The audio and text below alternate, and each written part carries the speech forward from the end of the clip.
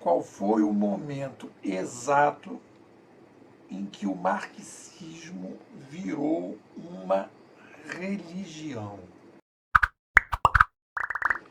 No outro vídeo eu expliquei, na parte 1, eu expliquei a diferença entre cultura e ideologia. Agora, o que acontece? Essa ideologia marxista, ela vira uma religião. Ela deixa de ser um projeto político e ela passa a ser um projeto religioso. Olha a frase que define essa passagem. Filósofos se limitaram a interpretar o mundo de diversas maneiras, mas o que importa é transformá-lo. Toda a tese filosófica vira uma teoria e uma ideologia e você constrói as metodologias, encosta na vida, a vida olha, fala, gostei, não gostei, volta para uma avaliação metodológica, volta para uma avaliação teórica e ideológica e volta de novo para uma avaliação filosófica. Então, a filosofia é um espaço de reflexão sobre determinadas teses, ideias, etc., que têm que estar abertas. Se elas não estão abertas, o que acontece? Você vai transformar o que é uma filosofia numa metodologia. Quando você faz isso, você vai criar, é o que se chama dogma. O dogma é o seguinte, é o que acontece nas religiões. Jesus nasceu da Virgem Maria.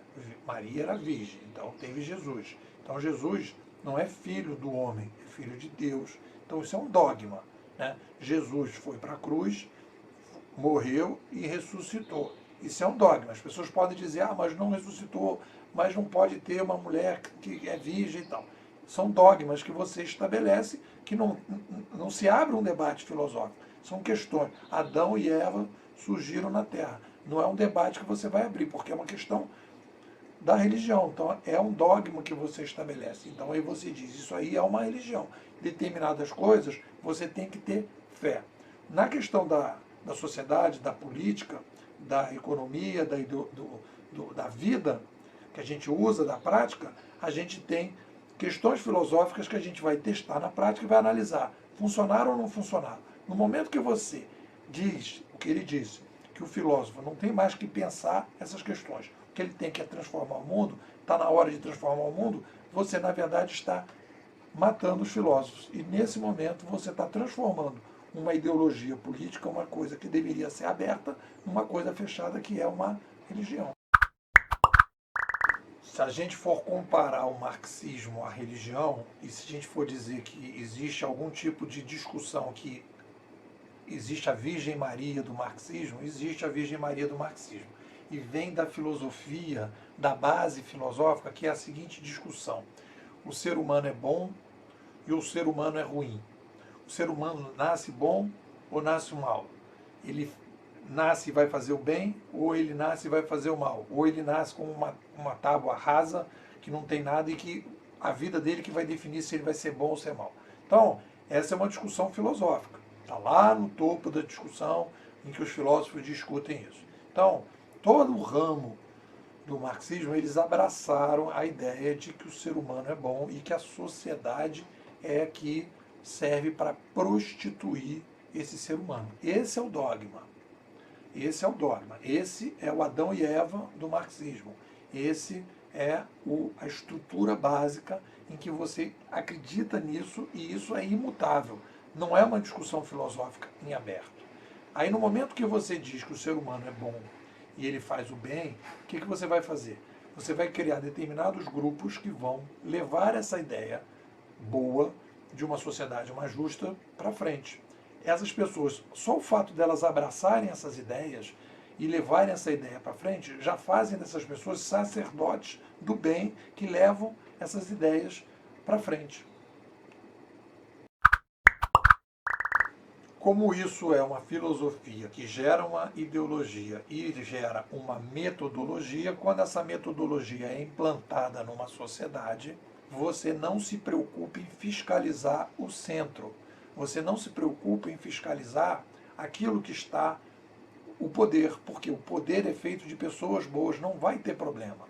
Você não tem a preocupação toda de judiciário, política, os três poderes se autofiscalizando, fiscalização de baixo para cima. Não tem grandes problemas nisso, por quê? Porque as pessoas são boas.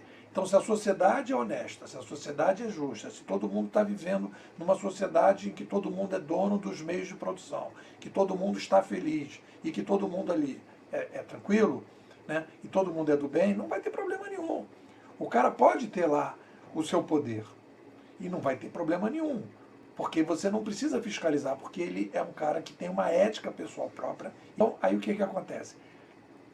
Essa visão, que é uma visão filosófica, que foi testada na monarquia, que foi testada na Igreja Católica totalitária, que foi testada no nazismo, que foi testada no comunismo, que já foi testada em vários países que tiveram ditaduras, mostrou o seguinte: quando a pessoa tem um poder, e quando ela tem um poder absoluto, ela vai pensar nos seus próprios interesses dos seus amigos, e ela não vai querer que ninguém tire ela daquele lugar, porque aquele lugar é espetacular.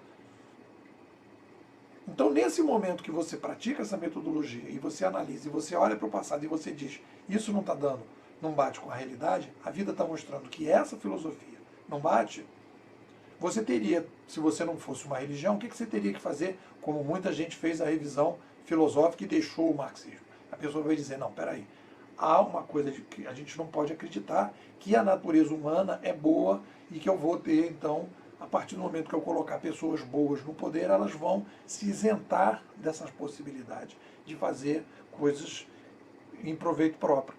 Então eu vou ter que criar uma sociedade, porque foi o que os liberais clássicos olharam para a monarquia e disseram, a gente precisa criar uma sociedade em que há essa fiscalização, em que há essa possibilidade, em que não podemos deixar o poder absoluto, porque o poder absoluto vai nos levar para situações de violência, de corrupção, de problemas de todas as ordens. E aí a gente precisa criar uma outra ideologia, que é uma ideologia baseada num conceito diferente desse dogma que o marxismo criou, que é o conceito seguinte: o ser humano, ele pode, aí você pode dizer, ele é bom ou ele é mau, isso aqui não interessa, mas o ser humano, se ele não for fiscalizado, se não tiver uma estrutura, um sistema que o fiscalize o tempo todo, ele tende a ver os seus próprios interesses e não se preocupar com os interesses dos demais. E a gente tem que construir uma sociedade em que isso não aconteça, porque a gente já percebeu ao longo da história que isso vai dar numa situação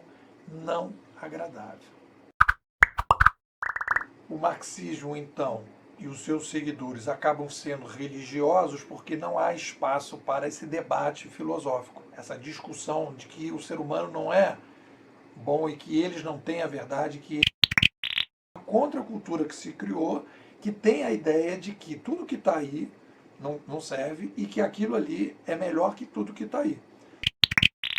É um grupo fechado, religioso, que tem determinados dogmas, que não se abre mão desses dogmas e que quando você questiona, você é colocado como um infiel, da mesma maneira que os nazistas escolheram os judeus, da mesma maneira que a Igreja Católica totalitária na medieval afastou os infiéis, e da mesma maneira que a monarquia não deixava que ninguém pensasse diferente do rei. Nós estamos diante de uma religião totalitária que imagina que tem a saída para o mundo e não é capaz de fazer revisões filosóficas por causa daquela frase de Marx que eu apresentei lá em cima.